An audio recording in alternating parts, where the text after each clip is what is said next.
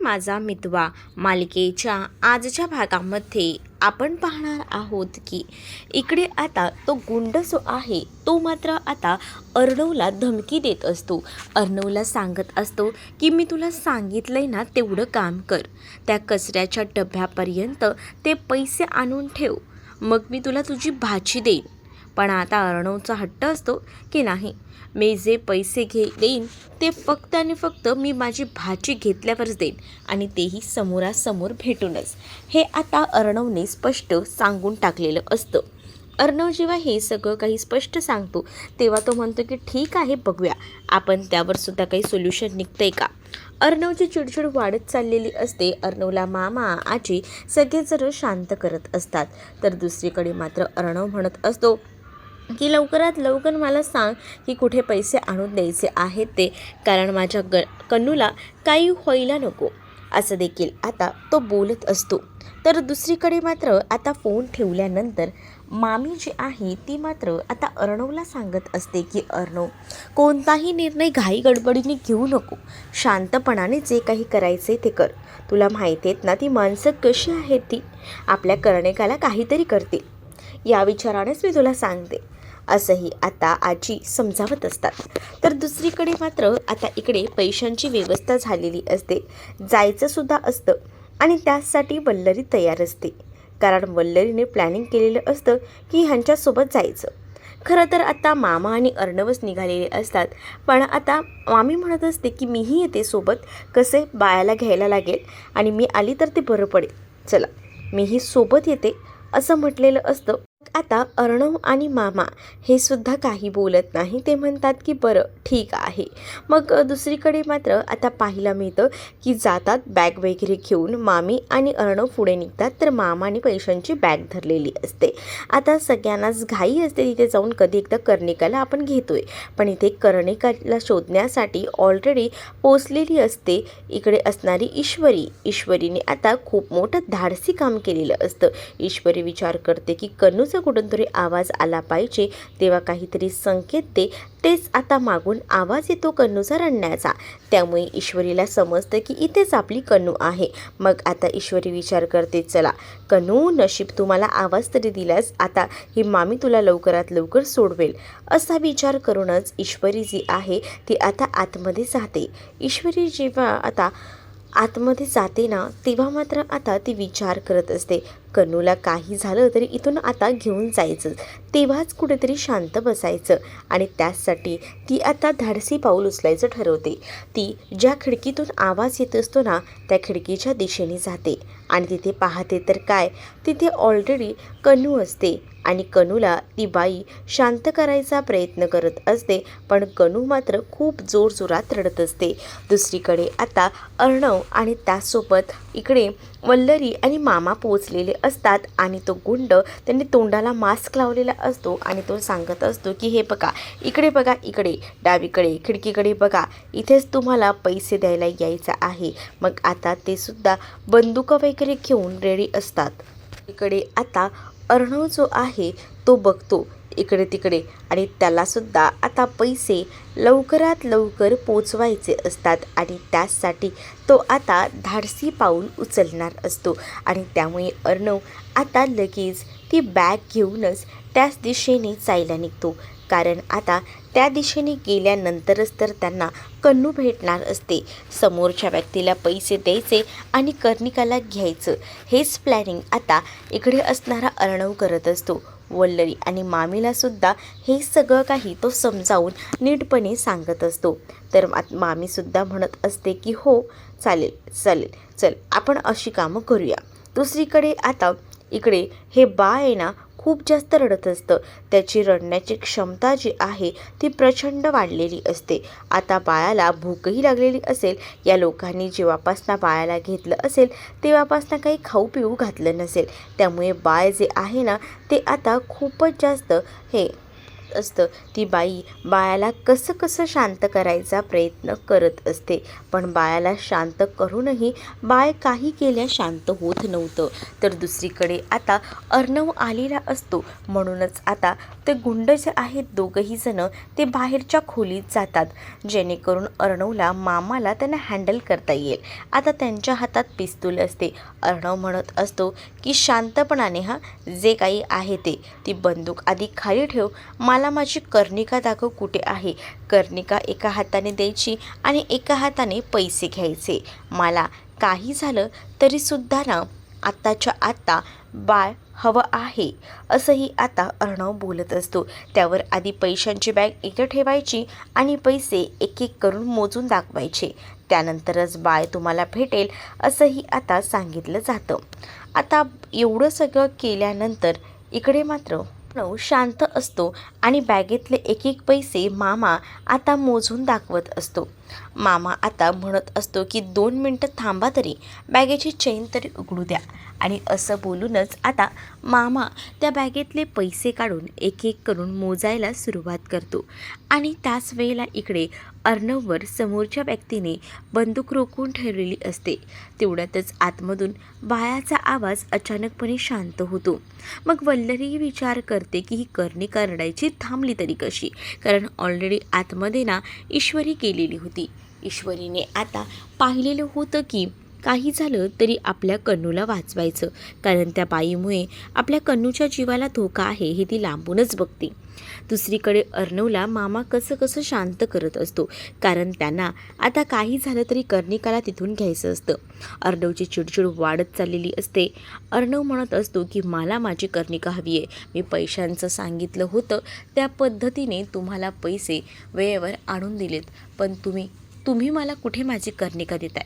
पहिल्यांदा माझी कर्णिका कुठे आहे ते दाखवा, असं बोलून अर्णव आता भडकलेला असतो आणि अर्णव त्यांच्यावर जबरदस्ती करत असतो. पण अर्णवला ते आता काही ऐकत नसतात.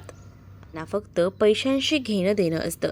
पैसे किती आणलेत काय, आणि त्यांना एवढ्या मोठ्या पार्टीकडनं पहिल्यांदाच एवढे मोठे पैसे भेटत असतात, त्यामुळे त्यांना आधी पैशांची लालच खूप जास्त असते आणि हे सगळं काही वल्लरीमुळेच झालेलं असतं. इकडे मामावर सुद्धा आता हल्ला करायला सुरुवात केलेली असते, कारण मामाचे पैसे मोजून झालेले असतात आणि मामा आता उभा असतो. त्यांना माहिती आहे पैसे तर झालेत, आता पैसे आपल्याला भेटले नाही तर, म्हणूनच आता दुसऱ्या गुंडाने मामाला सुद्धा सुरा लावलेला असतो. अर्णव म्हणत असतो की काय चाललंय काय हे? मी तुम्हाला पैसे दिलेत आणि अजूनही तुम्ही मला माझी कर्णिका देत नाही आहात. द्या, पहिल्यांदा आमचं बाळ द्या. पण तोपर्यंत बाळाचा आवाजही थांबलेला असतो. मग ईश्वरी तिथे आलेली असते.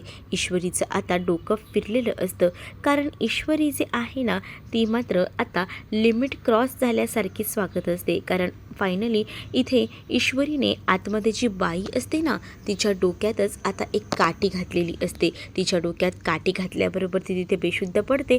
त्यानंतर आतमध्ये एक अशी घोंगड असते. त्या घोंगडीनेच आता तिने त्या माणसाचं पूर्णपणे तोंड दाबून टाकलेलं असते. त्याच्या हातातनं बंदूक खाली पडते.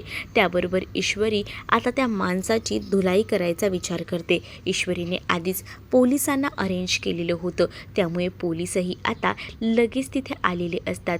मग काय, ईश्वरीने आता त्या माणसाला सुद्धा पोलिसांच्या ताब्यात दिलेलं असतं.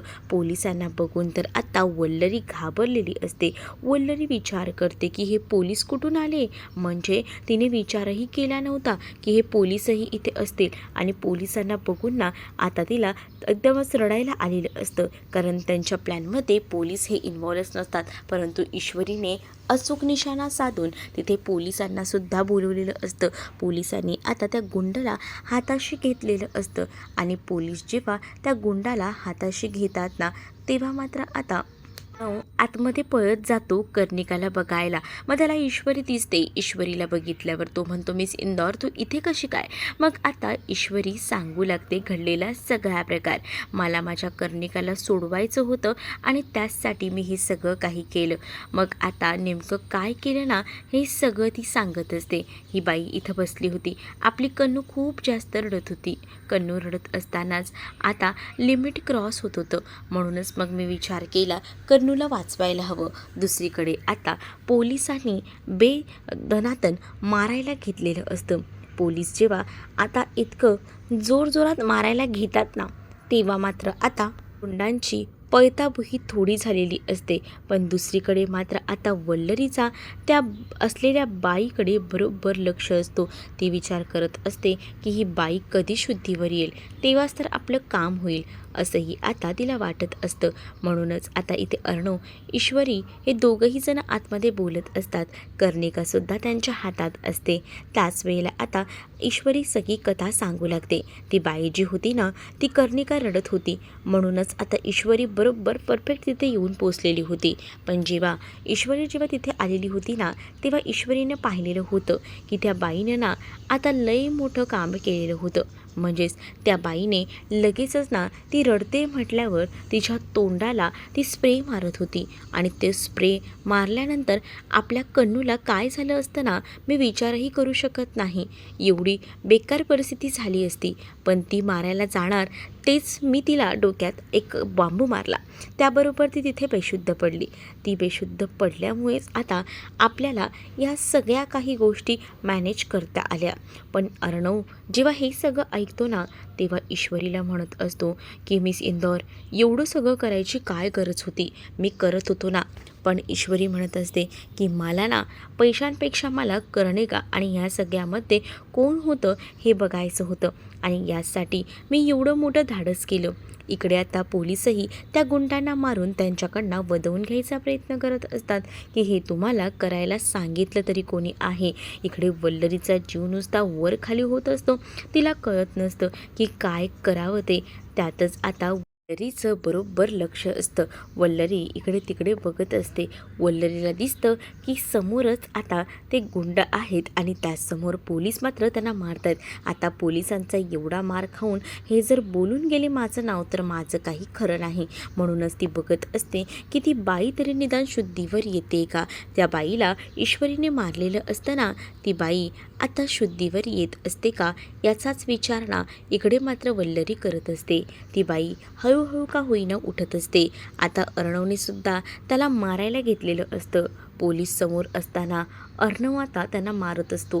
हे काहीसं चुकीचं दाखवलं गेलेलं आहे. म्हणजे अर्णव ना अगदी त्याचा गळा वगैरे आवळतो. पोलीसही त्यावेळेला काहीच रिॲक्ट करत नसतात.